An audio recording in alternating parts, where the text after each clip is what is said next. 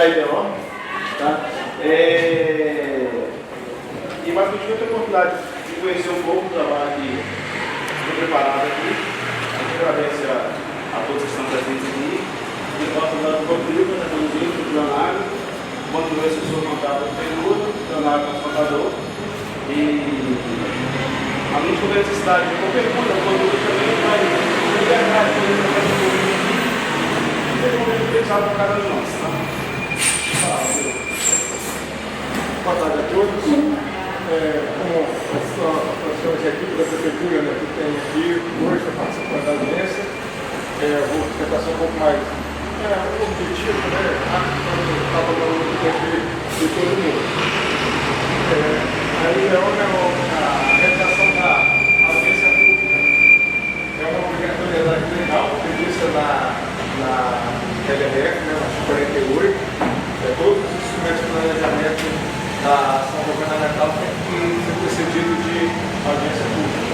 E o Tribunal de Contas ele exige essa comprovação na prestação de contas. Nós temos que, ao enviar o balanço anual, comprovar que realizamos, né, essa audiência pública. O município que não realizou a audiência pública, por enquanto o Tribunal está dando só uma notificação, né, de alerta, uma recomendação, realiza a audiência pública, mas a gente tem, né, que nas próximas prestações de contas pode vir a ser um indicativo, né, de ponto de ficar pagando a rejeição das contas. E UNA vem sempre, ao longo dos anos, né, realizando essas audiências. A LDO está prevista também na Constituição Federal, no artigo 165, tem previsão também na Lei Orgânica Municipal, como eu falei, na Lei de Responsabilidade Fiscal. O que é a LDO? É um dos instrumentos de planejamento da ação governamental. Ela estabelece as diretrizes, critérios para a elaboração da LOA e define metas e prioridades.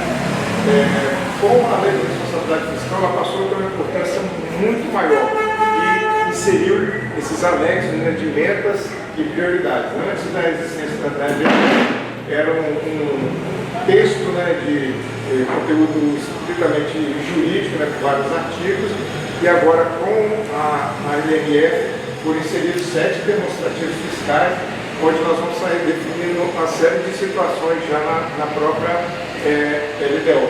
Por exemplo, a previsão orçamentária. Quanto que o município vai ser o orçamento, a arrecadação total do município para 2026, 27 e 28. Assim como o resultado nominal, o resultado primário, a política pública, né, e uma série de outras metas. Como eu falei, define as metas e prioridades, a orientação para a elaboração da diretriz, né, para a elaboração da lei orçamentária. Uma das diretrizes é a definição do valor, do montante que será arrecadado, né, o valor que será realizado a despesa. Traz regramentos também para alteração na legislação tributária, tem um demonstrativo, como eu mostrarei para vocês também, que é o demonstrativo de renúncia de receita, que tem que estar elaborando esse demonstrativo, e critérios para a despesa de pessoal, principalmente quando atingir o limite prudencial, que é uma réplica, né, do que está previsto na LRF. Definindo o limite das contas públicas, o objetivo, né, condições para transferências de recursos e as metas fiscais. Aqui, os 3 instrumentos de planejamento. Você está dando isso aí. Está com mau contato, será? Vou falar bem resumidamente o que é cada letrinha dessa aí, que vocês, né, têm trabalho da administração pública. Corriqueiramente, eu vou falar a PPA, LDO e LOA. O que é? Né? O PPA, plano plurianual, plano de longo prazo, ele abrange mais do exercício, no caso, 4 anos. Esse ano, apesar de ser o próprio Romar, né, foi reeleito, mas é uma nova gestão, uma nova administração. Então, ele vai estar, o Romar, né, essa gestão vai estar elaborando o PPA dele esse ano, nós vamos estar elaborando, e ele vai vigorar para 2026, 2027 e 2029, né, por 4 anos. Esse PPA que está sendo elaborado por essa gestão vai estar executando essa própria gestão, ele com 3 anos, né, e o último ano é o sucessor dessa gestão. Então, muita gente imagina que o PPA só vai contemplar despesas, investimentos, despesas de capital, né? Mas ele não contempla simplesmente despesas de capital, investimentos, obras, equipamentos. Ele contempla também as despesas decorrentes desse investimento. Então, se o município vai construir uma escola, construir um posto de saúde, construir uma creche,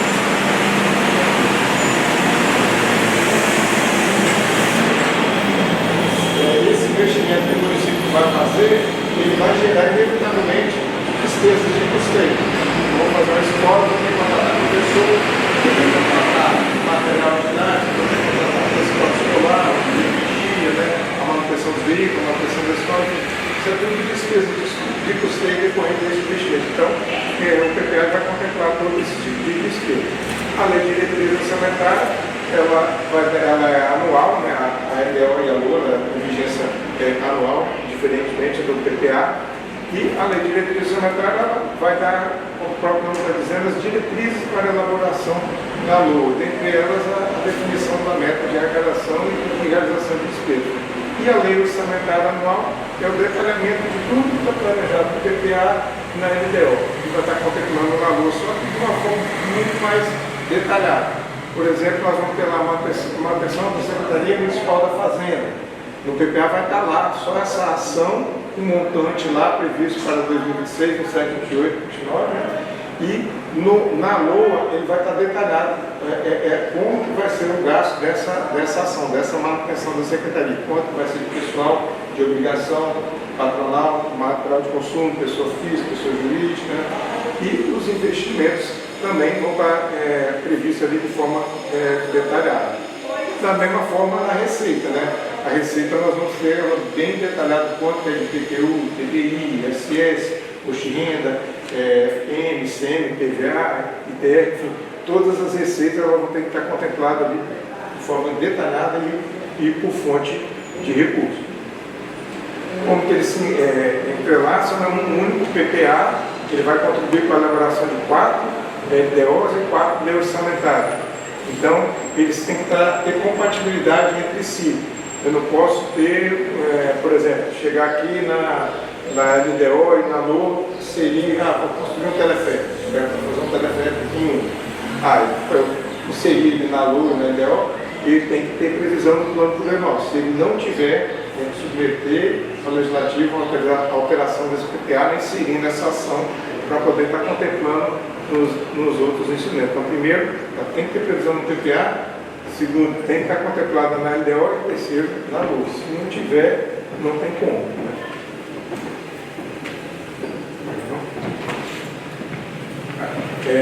A vigência, né, do ciclo do PPA, 2021, né, foi elaborado esse PPA que está em vigor, né, está vigente. Aí 2020 foi executado para 2022, 2023 e 2024, e agora em 2025 está sendo elaborado um novo plano. Aqui são os prazos, né? Quanto à lei orgânica do município, ela é omissa, né, ou seja, ela não estabelece prazos específicos diferenciados do que previsto na Constituição, aí tem que seguir o que está previsto na Constituição. Mas aqui em Una, a Prefeitura de Una, ela definiu, né, a lei orgânica definiu prazo diferenciado, né, por isso que nós estamos encaminhando, no caso, a LDO agora dia 15 do 5, né, dia 15 do 5 é o prazo final para encaminhando para o legislativo. A LOA, né, o previsto na Constituição é 31 do 8, né, e a lei orgânica aqui previu 10 do 10. Eu acho bom um prazo maior, porque você tem condições de mensurar, programar, né, projetar as receitas e despesas de uma forma melhor, que você tem um histórico mais vezes, né, de arrecadação para estar projetando tanto a receita como a despesa. Eu só defini o que é resultado nominal, né, que é resultado primário. Basicamente, o resultado nominal, quanto mais negativo é melhor, né? Ele é a diferença do montante da dívida que eu tenho menos a disponibilidade de caixa. Então, se eu tenho pouca dívida, tenho um dia de caixa, vai dar bem negativo, né? Então, quanto mais negativo, isso melhor. O resultado primário é basicamente a receita total arrecadada, menos rendimento de aplicação, menos a despesa total e deduzido do serviço de amortização da dívida. Esse artigo eu gosto de mencionar, é um artigo importante que está definido lá na LRF, artigo 9, que as metas do tribunal avalia essas metas trimestralmente. Nós enviamos informação às universidades e ele faz as análises lá e verifica, eu tive uma meta de arrecadação de primeiro trimestre de 10 milhões. Eu não arrecadei esses 10 milhões, o tribunal vai emitir uma notificação eletrônica através do sistema de cidades e o gestor assina ela eletronicamente e ele vai analisar se vai tomar alguma medida ou não. O artigo fala, né, que quando ele verificar que a meta de arrecadação tende a comprometer o cumprimento do resultado primário nominal, ele tem que adotar alguma medida de proteção de despesa, né? E essa medida tem que ser efetuada com um ato legal, que geralmente o município adota um decreto, dito decreto, limitando o empenho e movimentação financeira. Em resumo, orientar o gestor para ele pisar no freio quando ele verifica que a arrecadação não está compatível com o que está programado. Isso é justamente para evitar que ao término do exercício se gere um desequilíbrio fiscal, ou seja, gere mais despesa do que se arrecadou e vai gerar déficit orçamentário e financeiro. Aqui são uma meta fiscal, são várias metas estabelecidas lá. É uma medida, né, que define o objetivo a ser atingido pela administração, contempladas no orçamento municipal em programas, projetos e atividades que serão previstos no PPA. Né? Então, é quanto que o município pretende arrecadar e quanto que ele pretende realizar essa despesa. Muita gente acha, vamos preparar um orçamento. Elenca lá o que ele precisa da secretaria dele, a secretaria A, B, C e D, vão elencando as demandas dele e falam, eu preciso de 10 milhões, eu preciso de 5, eu preciso de 20. Aí dá um montante de 200 milhões. Então o orçamento tem que ser 200 milhões. Não é assim. Primeiro a gente projeta a receita, né? Faz uma estimativa da arrecadação, a previsão de arrecadação, e com base naquela arrecadação que eu vou encaixar minha despesa. Não a despesa, a receita tem que se adequar à despesa. A despesa tem que se adequar à previsão, né, de arrecadação. Por isso que, infelizmente, muitas vezes não dá para contemplar todas as demandas de todas as secretarias. Mas é importante saber, conhecê-las, para que o gestor possa procurar emendas, né, conseguir emendas parlamentares, né, através do governo federal, do governo estadual. Bom,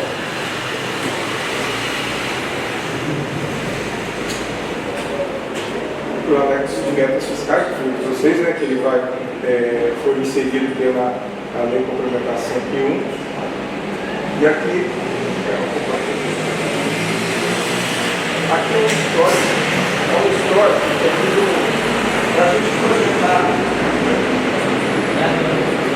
projetar a arrecadação, a gente faz a estimativa da arrecadação de 2026, a gente tem que analisar o comportamento da receita. Então, eu fiz um quadro, um demonstrativo do histórico de arrecadação da previsão orçamentária com a arrecadação da Prefeitura de Iuna de 2020 a 2024. Então, em 2020, nós tínhamos um orçamento de 78 milhões, arrecadou de receita corrente. É só explicar resumidamente o que é corrente, capital. A receita corrente são as transferências constitucionais, receita própria, impostos, PMI, IPTU, ISS, e as transferências constitucionais, FPM, CM, PVA, IPR, né? E a receita de capital ela é volátil. São praticamente assim os convênios que o município vai conseguir arrecadar. Então ele pode ter um determinado exercício um valor muito alto, ou outro exercício pode ter um valor muito baixo. Em 2023, em 22, 23 teve valores altos, 21 milhões em 22, né? E em 2023, 17 milhões, devido ao fundo de cidades, né? O governo do estado criou esse fundo de cidade, mandando recursos para o município fazer investimento. Então ela oscila devido a isso. Então a gente tem que trabalhar muito com a receita corrente, que é uma coisa assim mais corriqueira, né? Contínua. A outra oscila muito.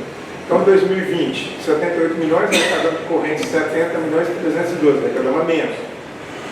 E a receita total foi 71 milhões.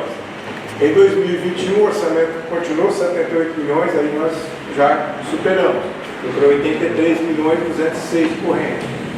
2022, 85 milhões, aí ultrapassamos, 100 milhões. 2023, o orçamento foi para 100 milhões, nós arrecadamos de receita corrente 113. Em 2024, o orçamento foi para 135 milhões, nós quase arrecadamos 128 milhões e 305. E teve com a receita de capital atingiu, né, 140 milhões, mas a corrente não ultrapassou.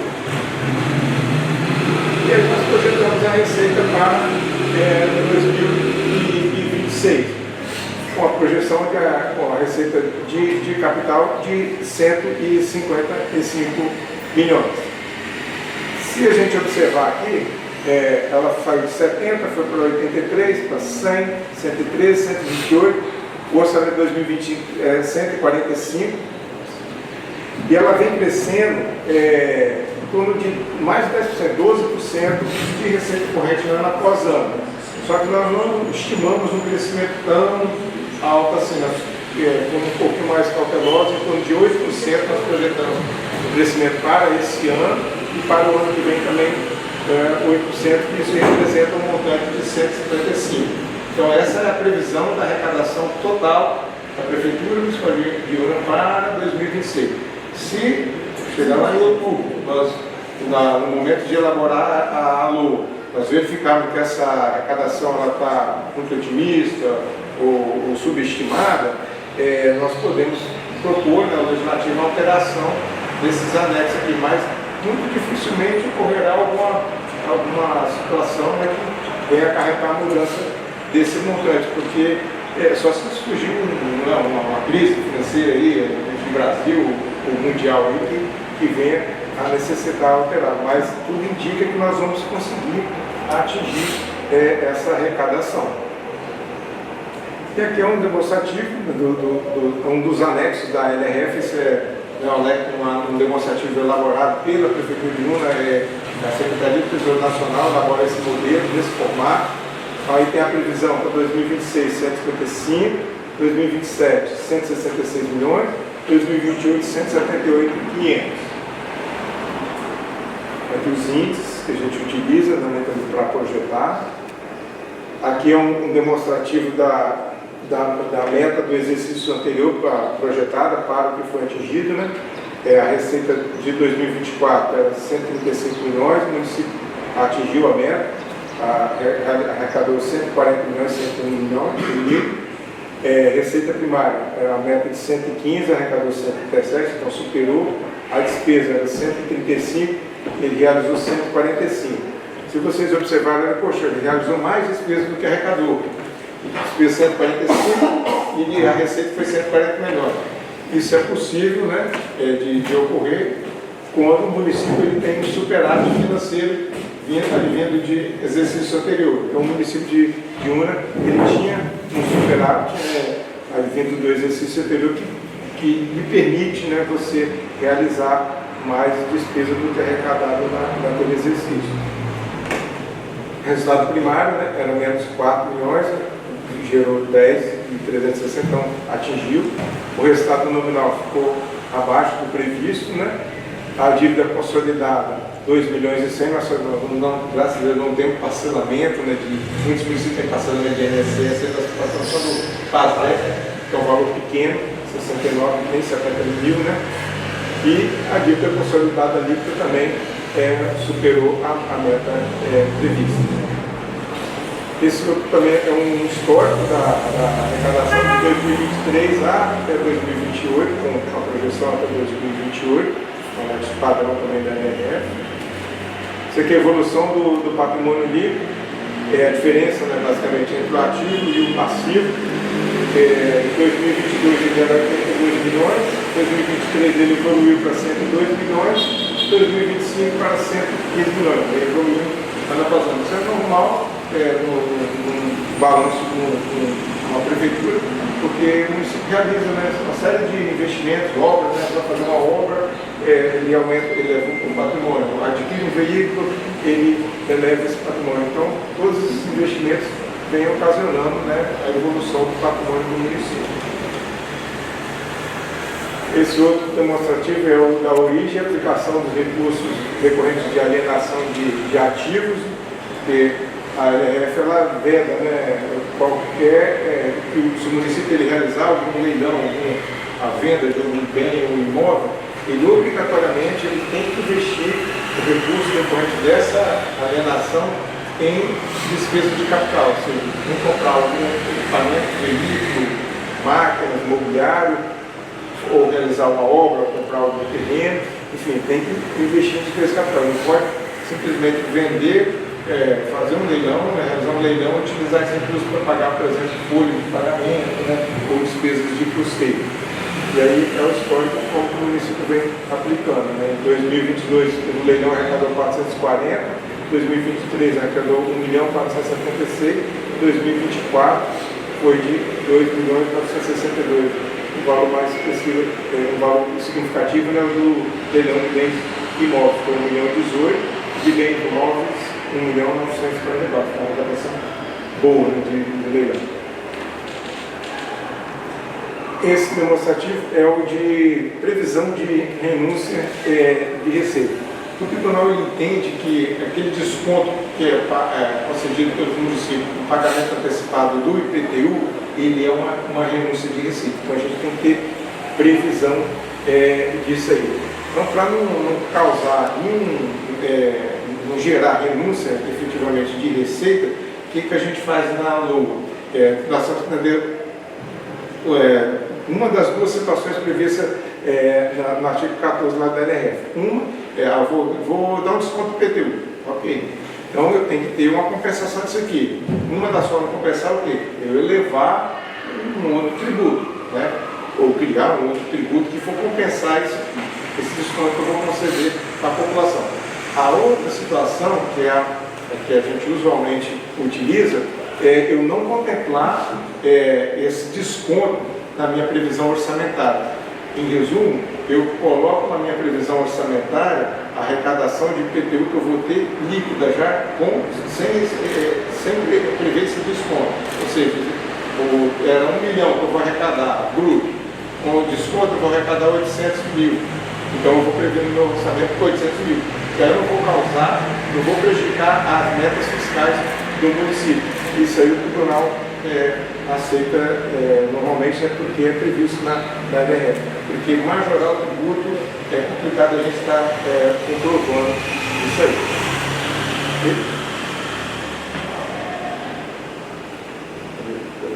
Aqui é quanto que o orçamento ele evoluiu, né? Ele evoluiu 10 milhões, né? De ano para esse ano é 145, a previsão para 2026 é 146. E por último aqui, só comentar desse artigo aqui que a gente sempre coloca na LDO, né? O artigo 21 e o 22. Desse percentual que nós pedimos, né, para suplementação, para abertura de crédito suplementar. Então, muita gente acha que a prefeitura está solicitando 50% para abertura de crédito suplementar, então está dando um cheque em branco para o prefeito para ele gastar proporcionalmente 75 milhões, aumentar mais 75 milhões, que é 155, né? Mas 72, mas não é ele autorizar, ele elevar o orçamento dele mais 50%. É ele realocar despesas de um local para o outro, né? De repente surge uma intensa chuva aí no município, estraga muitas estradas, vai ter que ter uma intervenção maior para reconstrução de pontes, de bueiros, né? Retirada de barreiras, enfim, aí vai ter que contratar a máquina e tal, material para construir essas pontes e bueiros, e aí vai ter que canalizar recursos para essas áreas, para essas demandas. E obviamente ele vai necessitar de ter uma autorização, né? uma condição de trabalhar isso orçamentariamente, senão não vai conseguir atender a demanda da população vai ficar desassistida. Então, esse percentual é para essa finalidade, esse objetivo. Ok? Então, assim, a gente gostaria de estar apresentando a vocês. Isso aí não foi apresentado as metas e prioridades nessa LDO desse ano, que é um ano atípico, né, porque é o primeiro ano de elaboração do PPA. Então eu não posso estar inserindo as metas e prioridades, quais as ações que vão ser desenvolvidas, porque elas vão ter que estar previstas no PPA. Então, no PPA que vai estar contemplando essas ações. Mas na próxima LDO, aí sim ela já vai estar contemplando essas metas e prioridades. Eu gostaria de deixar aberto aí também para se a gente quiser fazer algum questionamento, alguma colocação, alguma pergunta, se tiver do alcance de estar respondendo, para ter disposição. Por favor, repete o orçamento desse ano e dos próximos 4 anos, 3, 4 anos, nossa previsão. Vamos lá. Vou pegar naquele quadro. Vocês estão planejando quanto por cento de aumento? Então, a arrecadação de 2024 é o histórico, né, de receita corrente. 70 milhões 383, depois 2022 ele foi para 100, 700, 2023 113, 600, 2024 128. Aquela coluninha de lá, está vendo? O crescimento, ele está dando de um ano para o outro, né? Ele foi dos últimos 12 anos foi 12,89 e outro 12,86%, ele cresceu. Mas a gente não quer ser muito otimista a esse ponto de chegar nesse percentual. Nós estimamos um crescimento já para esse ano de pelo menos 8% e para o outro ano mais 8%. 8% vai dar quanto por cento? Oi? 8% vai dar quanto?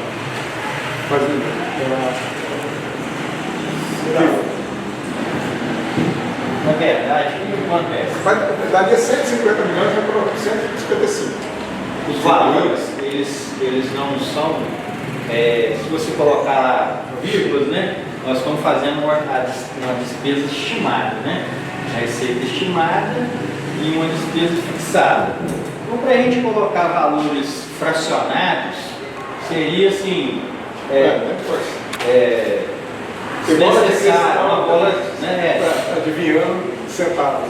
Se a gente for olhar, nós vivemos, o Vantuil está comigo aqui, eu estou desde o ano 2000 na administração pública, 2005, propriamente dito, na contabilidade.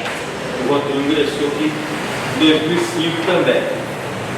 A gente está vivendo um período de crescimento nos últimos 4 anos que a gente não viveu. De 2014, nós tivemos para cá um orçamento muito subestimado, a receita não atingia, índice com gasto pessoal nas alturas. De 2021 para cá, vocês podem ver que a gente cresceu 21,49% em 2021 e 41% de crescimento em 2022. Mais 21% em 2022, 12% e depois 12%. A gente tá assim, imaginando como a gente já viveu o alto e o baixo. E, por exemplo, de 2005 a 2008, o município teve um crescimento de 100%. Em 2004, o orçamento da prefeitura era 15 milhões. Em 2008, nós arrecadamos 35 milhões. Então, naquele período, nós tivemos um crescimento muito parecido com o que a gente viveu de 2021 até 2024. Só que logo depois, em 2009, nós tivemos uma crise brasileira, né, que foi a crise imobiliária do mundo. Em 2009, nós tivemos uma arrecadação de 32 milhões, 10% a menos do que tinha sido em 2008. E aí, o prefeito teve que exonerar a carga, reduzir salário, criou uma série de contingências. Foi uma situação assim, não sei quem se recorda, complexa. Então, a gente começa a perceber que a arrecadação já não está naquela fase de crescimento que houve pós-pandemia. Pós-pandemia, a coisa cresceu muito. Então, a gente fazendo uma conversa de que agora é o momento de pensar que o município não vai mais crescer 20%, 15%, e já vai começar a voltar a valores inflacionários, 6%, 7%, 5%, algo assim, um pouco mais real, e não a irrealidade que aconteceu pós-pandemia. Né? Então, assim, e como falei aqui, os valores eles são, a gente não coloca fracionários, a gente vai sempre arredondando ou para mais ou para menos, porque também é uma estimativa, não é algo. E a gente estava conversando sobre a questão da arrecadação, sobre o orçamento, né, de chegar a 155 milhões. Na nossa peça orçamentária, a gente evita colocar muito questão de convênios, inflar o orçamento com convênios, porque depois o tribunal mesmo fica emitindo alerta de não atingir as metas de arrecadação. Então, se a gente coloca a base do orçamento na receita corrente e deixa uma margem para a receita de capital, toda vez que a gente receber um convênio, a gente tem aquela margem de suplementação lá prevista na EDO.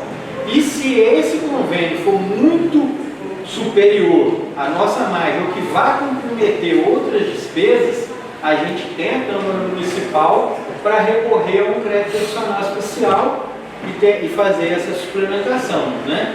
Então, assim, essa estrutura de manter o orçamento o mais enxuto possível é para a gente não navegar na maionese, entendeu?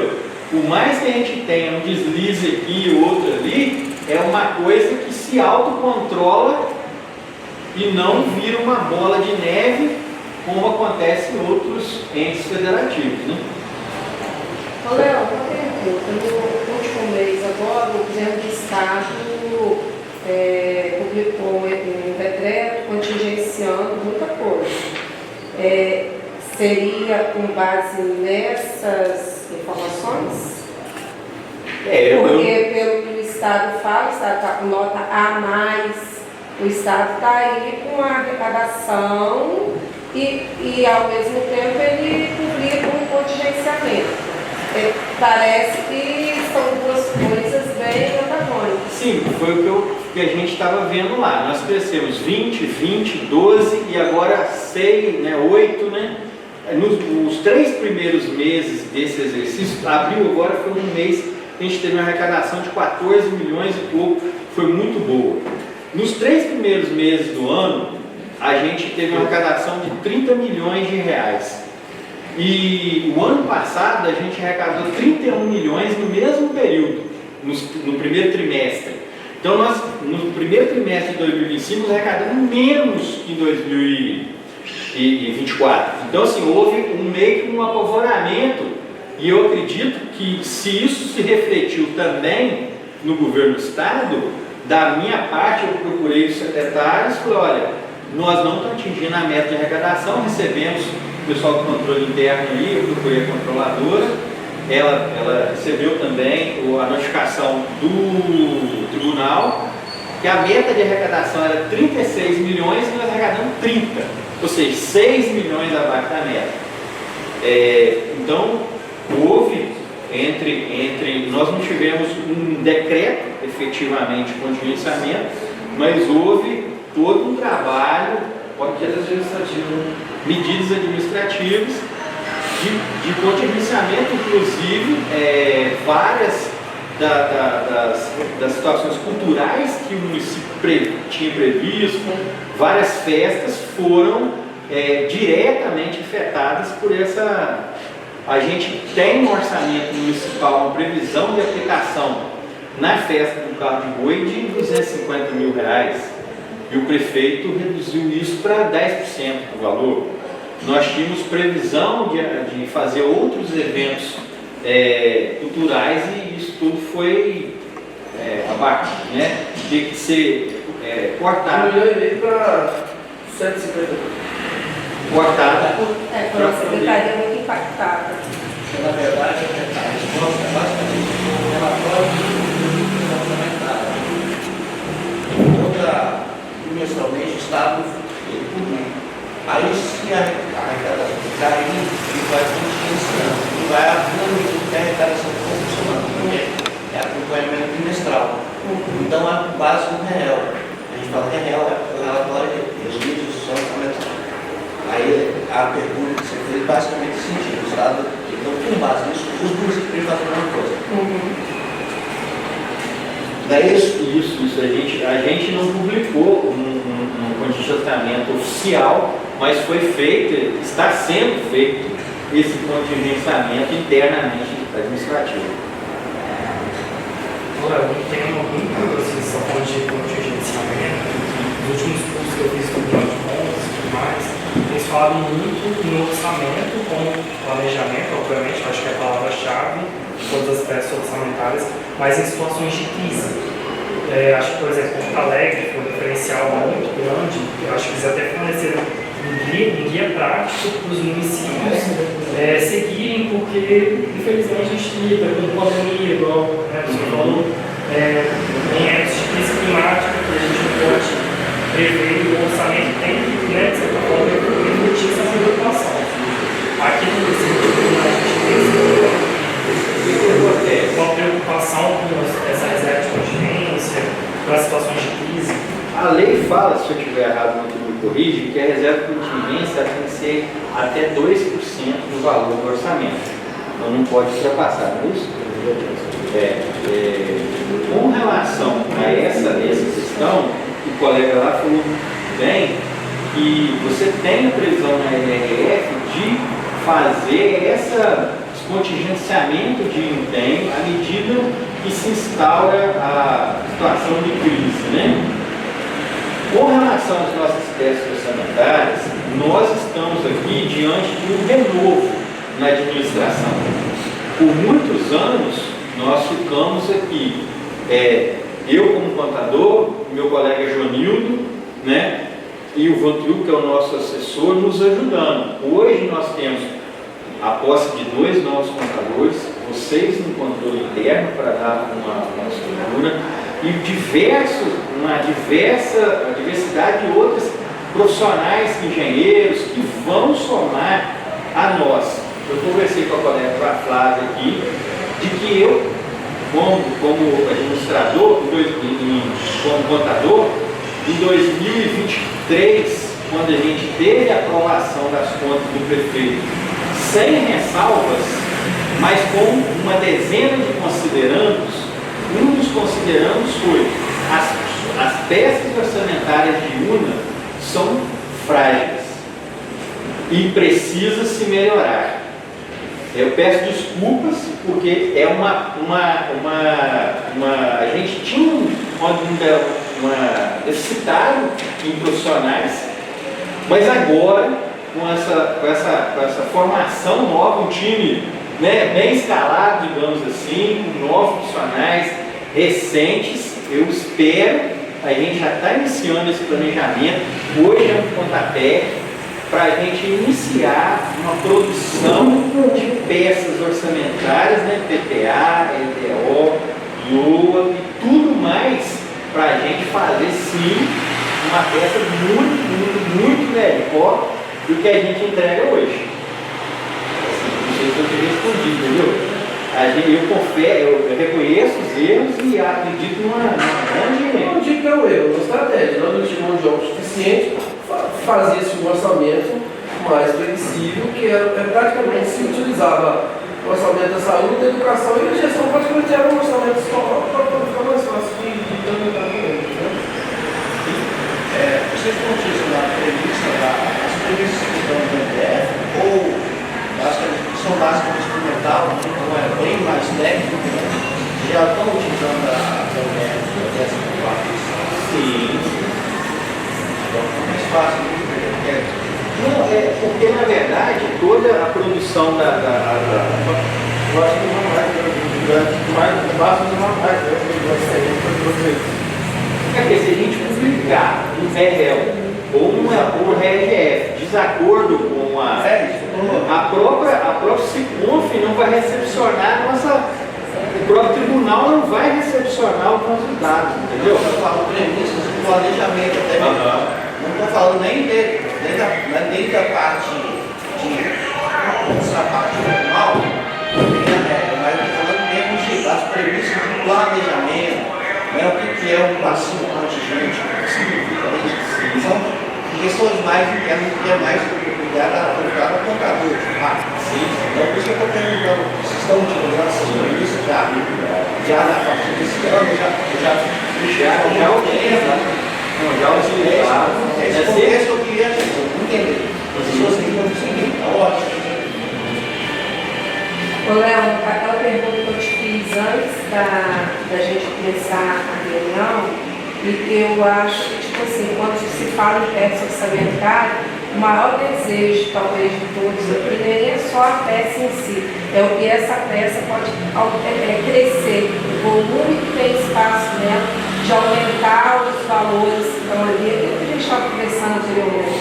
E hoje, na reunião do PROATE, de manhã, o pessoal perguntou assim, na reunião, foi um questionamento que foi feito e quem estava lá, ninguém sabia responder. O café, todo mundo fala que é o principal produto da economia iunense e une até café. Foi perguntado quantos por cento esse café corresponde na economia do município de Une e quantos por cento ele ainda pode crescer dentro dessa economia do município. E aí eu estava conversando antes com o Léo na fala dele sobre o investimento, quando você fez aquele comparativo com Venda Nova, eu achei muito interessante.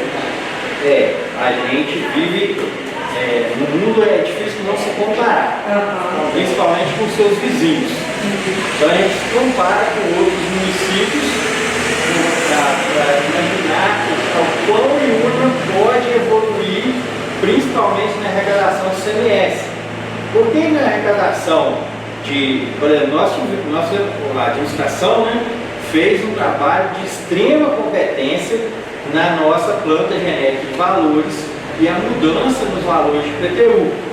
Há 5 anos atrás a gente arrecadava 300 mil de PTU, hoje está arrecadando 2 milhões.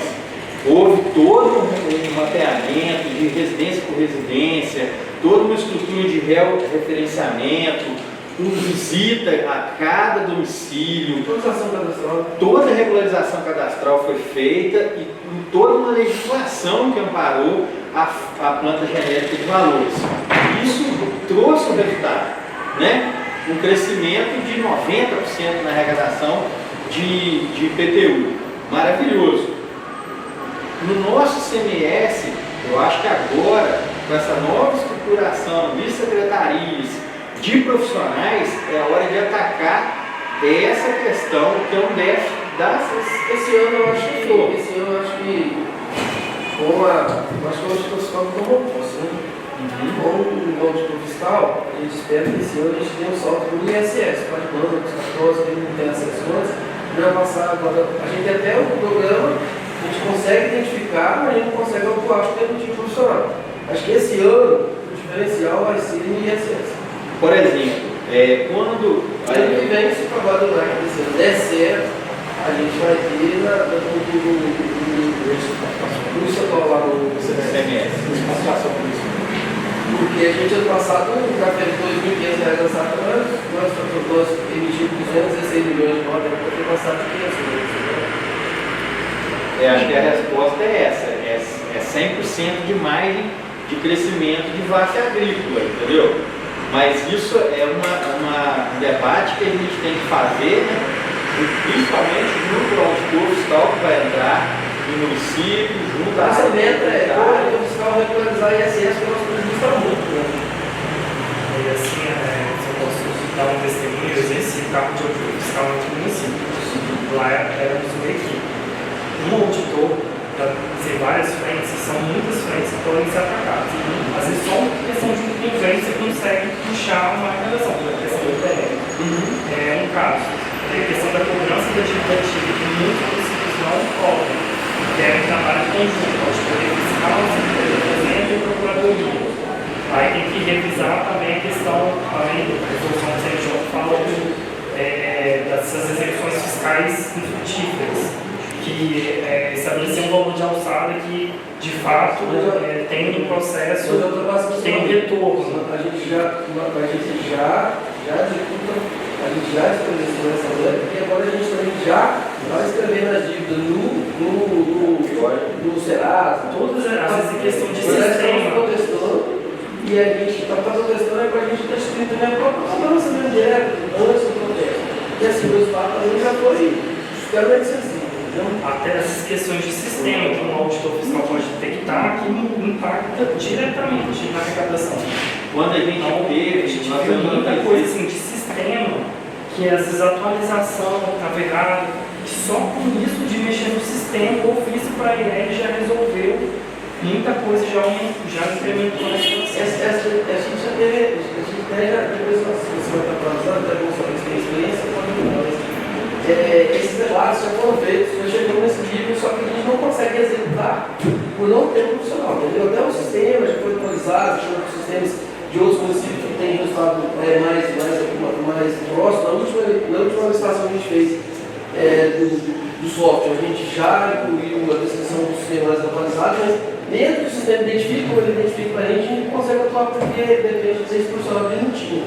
Aí foi dar concurso. A parte da auditoria em si, por exemplo, do ISS, Eu acho que é a parte que tem mais assim, fiscalização, mas era tanto rotina administrativa de ver todas essas coisas que não sobrava tempo para a fiscalização, porque o ISS dá um boom exponencial para mim. Determinadas autuações geram um impacto muito grande. Mas também tem que ter uma equipe de trabalho para a população. Esse era o nosso grande gargalo, não ter uma equipe de profissionais, sabe? Então, assim, eu acho que a presença de vocês agora é o que vai alavancar isso tudo, entendeu? Até para a parte de controle, saber cobrar, qual você tem experiência para saber cobrar, saber dar o caminho também, né? E para quem entrar, como por exemplo, nós tivemos uma reunião na Secretaria de Fazenda de Cachoeiro, né? Nas Cefas, na Cachoeira, eles dizendo, ó, vocês podem assinar o convênio, na Receita Federal, né? Cachoeiro, vocês podem assinar o convênio com a Receita para a questão do ITR, para a questão de fazer a fiscalização, mas para isso vocês têm que ter um auditor de nível superior concursado no quadro, e nós não tínhamos. Então isso foi uma barreira que agora, graças ao concurso, foi quebrada. Nós teremos esse profissional no quadro que vai poder fazer esses convênios para ele estar atuando, né? Dentro da questão de fiscalização e alavancar essa questão de receita. E o NAC foi totalmente reformulado, com parceria, que eu acredito no fruto assim, que vai vir. Mas neste momento de orçamento, a gente precisa estar com o pé no freio, porque assim, o cenário. A gente vai começar ainda. Sim. O fruto ainda vai ser A colhido. gente tem andamento hoje, o que acontece? Nós temos uma reforma administrativa, tanto do ponto de vista dos cargos comissionados como dos cargos efetivos. Nós tínhamos uma secretaria, quando a gente assumiu, nós tínhamos muito pouco recurso e assim, muita coisa debatida, mas que não tinha evoluído. Então, foi feita uma contenção de despesas, nós estávamos em período de pandemia, então teve que fazer uma redução também em junção de secretarias. Enfim, agora o que nós fizemos? Nós pegamos uma secretaria de gestão, que era 3 secretarias, que é uma só. Destrinchamos planejamento independente, secretária de fazenda, que antes era só um braço de secretaria, hoje já foi estruturado. Aí nós começamos a organização, por exemplo, criou uma estrutura com possibilidade de ser mais eficiente, que é o setor que já tinha avançado mais. Aí pegou o setor, por exemplo, esse outro setor, por exemplo, lá, essas arrecadações de contemplo ISS, né? Setor de fiscalização. A gente gerou concurso para os funcionários efetivos, mas também gerou cargo de chefia desses setores, criou os departamentos dentro do órgão administrativo. Então, assim, esse ano, a gente escolheu como um ano para fazer uma estruturação administrativa para a gente poder, porque também às vezes você tem um conhecimento, você tem a ferramenta no que é o profissional. Às vezes você tem um profissional que é efetivo, você não tem um coordenador da equipe. Então, juntando todas as informações, as demandas, o relatório do Tribunal de Contas também, em 2019, fez um levantamento sobre toda a questão de arrecadação do município. A gente meio que criou um manual para nós aqui, aquele relatório. Então, assim, a gente tem atualizado nos últimos anos. Eu acho que esse ano a gente tem um salto de qualidade, porque além da gente ter conseguido montar um organograma administrativo do time de funcionário público que contemplasse todas essas questões, dentro dessa secretaria a gente conseguiu destrinchar alguns setores. Você vai trabalhar com o setor que vai cuidar dessa parte, você vai ter uma pessoa que é responsável pelo setor, os profissionais que estão localizados ali, você vai para o setor de tributação, regulação fundiária, que é outro importante para a arrecadação também. A gente conseguiu evoluir bastante. E o outro fato, o próprio ITBI mesmo, que é um problema que a gente tem aqui, eu comentei hoje, a gente tem mais de 500 mil reais hoje de arrecadação direta de ITBI, porque a gente não consegue cumprir a avaliação. Nós temos engenheiro do quadro profissional, aprovação de projetos, que também é um tipo de taxação que a gente arrecada. Então, assim, do ponto de vista de arrecadação, a gente ficou muito para trás ao longo dos anos. E a gente tem tentado recuperar isso. E talvez esse ano seja um marco divisório para isso, porque a gente conseguiu montar uma estrutura administrativa que atende e dar concurso para os funcionários que precisar para a gente poder também fazer isso funcionar. Você tem experiência, por exemplo, eu acho que você tem passado falando isso aí, que é para você falar bastante. Então, você vai conseguir entender que você, com a sargento, precisa disso. Você vai ver que a gente tem uma ferramenta que não tinha antes, entendeu? Então, tendo conhecimento dessas ferramentas, vai conseguir ter um bom resultado. Agora, eu não sei se foi uma boa ideia você ter contado, porque as especialistas só tem, vai ser bastante explorado. Nós estamos com a presença de 3 vereadores, o Adilson, o Emerson e o João Marcos.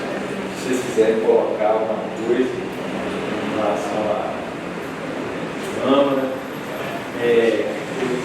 eu acho que hoje ainda está muito precoce. A Flávia está lá trabalhando com a gente na contabilidade. Eu já comentei com ela, né, dessa visão minha de reestruturar essa questão de planejamento, de peças com mais qualidade, entendeu? E eu acho que todos nós, servidores, né, vou colocar aqui do grupo de fiscalização, de controle orçamentário, todos nós precisamos muito, assim que todos se alocarem, se conhecerem, fazer uma reunião para a gente trocar experiências, ver a realidade do município e nos ajudarmos, né, para a gente transformar Iuna, a minha terra, um lugar maravilhoso, e transformar Iuna ainda numa cidade muito melhor, um município mais, melhor que a gente conseguir fazer por essa terra. Alguém mais quer colocar alguma coisa?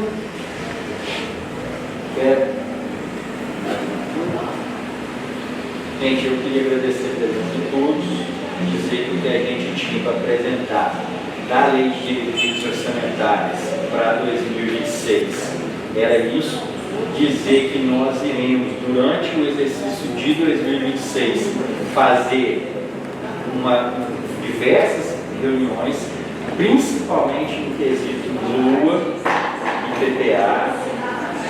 Nós queremos, como o tribunal já nos puxou, as nossas peças não estão, podem ser melhores, né?